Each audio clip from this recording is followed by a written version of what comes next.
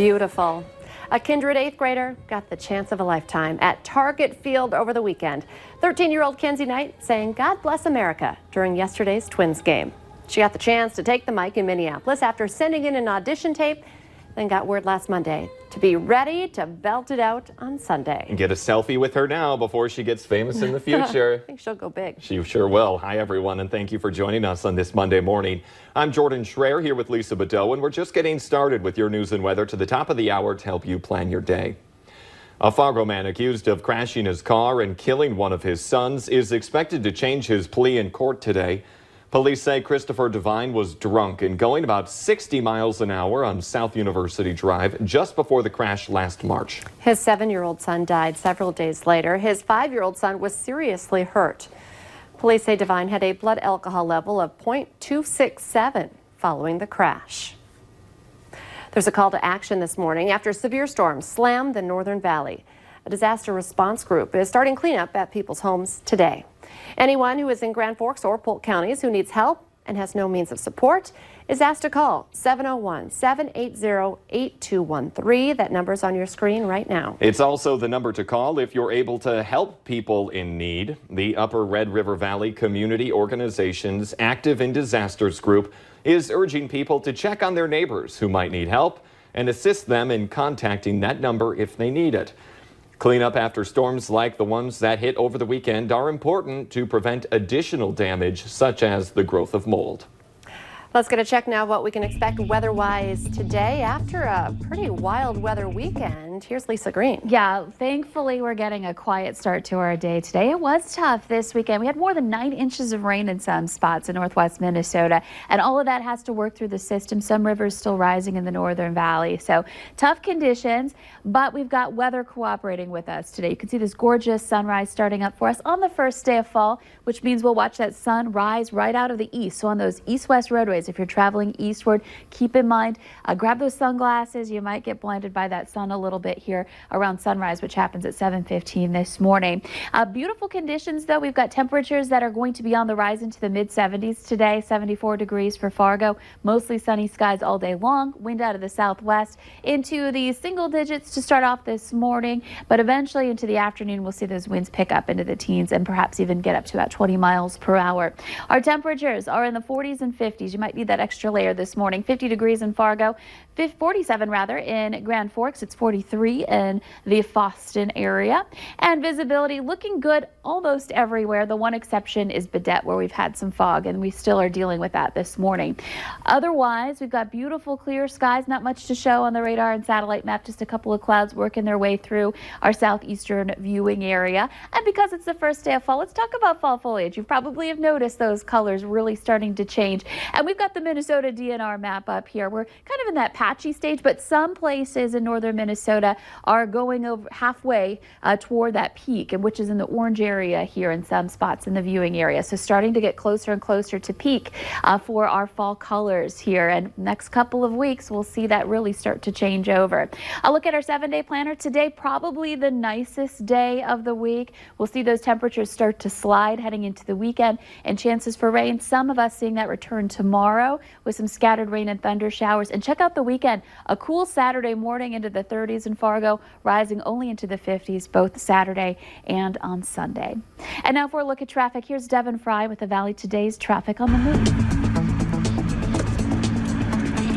Thank you, Lisa, and good morning, Red River Valley. We're now on University Drive South. We're checking out our only new roadworks so far this week. Now, as you can see, it's one lane shut down between 2nd and 5th Avenue South, and thankfully this is a one-way and one lane is still open, so it's not completely halting traffic.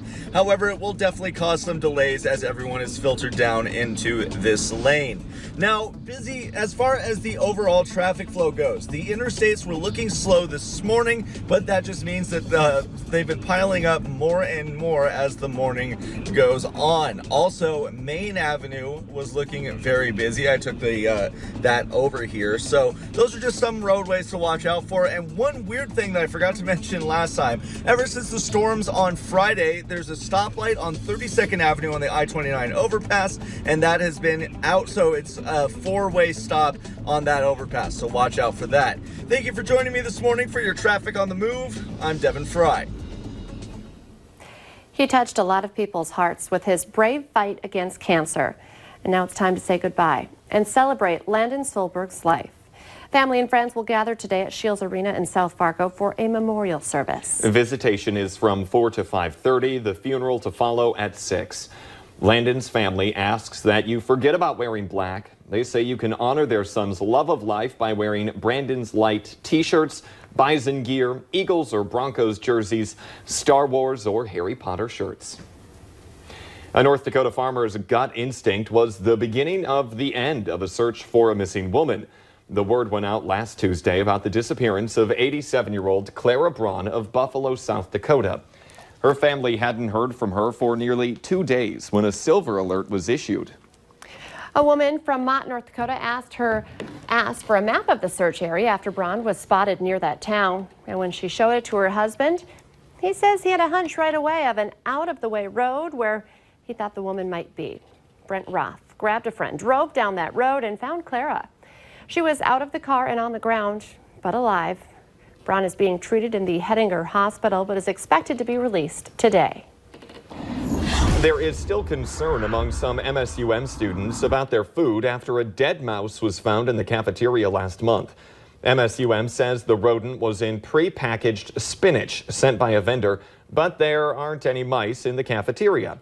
Emails show school administrators were monitoring social media for any talk of the dead mouse. Once the video hit Twitter, the vice president of student affairs sent an email to university leaders saying the situation has taken a new turn. The financial aid director responded to that email saying that she's had a mice problem in her office. MSUM had health experts inspect the cafeteria kitchen after the mouse incident and say there was no evidence of a rodent problem. The California farm where the packaged spinach came from denies having anything to do with that dead mouse. UND is hosting 2 student listening sessions on campus this week for students to offer input on the school's next president. The first session is today at noon, and the other one is Thursday at 5 p.m. Both are being held in the Wilkerson Commons staging area. Students are encouraged to share their ideas on what qualities the next president of UND should have. There's a thing called range anxiety, and it's in play with electric car owners when they plan trips through North Dakota.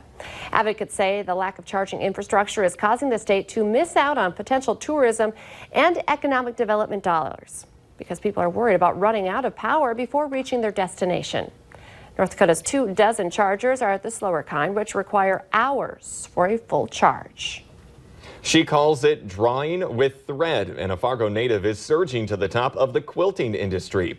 Clementine Busick's work has blanketed the covers of national magazines, and she recently won Best of Show at the American Quilt Society show in Paducah, Kentucky. Busick and her business partner have also won the International Quilt Festival in Houston several times. Busick's latest masterpiece is being photographed for the Pacific International Quilt Festival. Hundreds of people got a head start on celebrating our new season at Rowe Farm. They flocked to the Fall in Fargo event yesterday for activities like decorating a pumpkin, carriage rides, and making caramel apples. If you missed it, you can join the fun this weekend from noon to 5, both Saturday and Sunday. Let's get our answer now to our question of the morning on Facebook. Right now, 7% of people say they have this under their bed. The answer is a gift for someone. Remember, you can take part in our question of the morning. Just go to the Valley News Live Facebook page and join our conversation. And Lisa, I would say our weather today is really a gift from Mother Nature. Yes, beautiful out there after what was a really tough weekend for folks. So hopefully you can get some cleanup going today with lots of sunshine on this first day of fall. And it will probably be our nicest day of the week. We're looking at temperatures into the 70s, dry, sunny. As we head toward the weekend, expect to see some numbers that slide a little bit. We'll be more into the 50s by Saturday and into Sunday. The Today Show and CBS This Morning are just about to start, but remember, the Valley Today rolls on. You can join us right now for more live up-to-the-minute news and weather right now on the Fargo CW. Have a great Monday, everyone.